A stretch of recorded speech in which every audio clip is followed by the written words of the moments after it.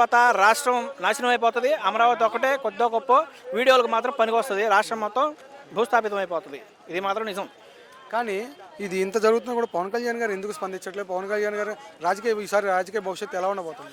పవన్ కళ్యాణ్ గారిది ఇప్పుడు రాజకీయ భవిష్యత్తు సున్నా అయిపోయిందండి. ఇంకా పవన్ కళ్యాణ్ ఎక్కడున్నారు?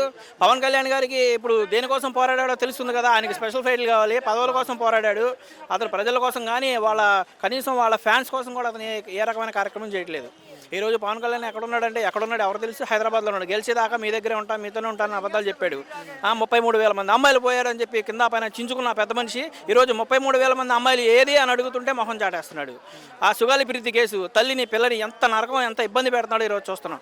ఆ రోజు కాళ్ళ దగ్గర కూర్చున్నాడు, బతిలాడుకున్నాడు, చదనం తిన్నాడు.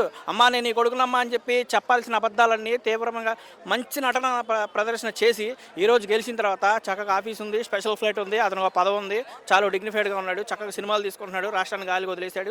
ఇంకా అంతే. అతని ఎయిమ్ అదే.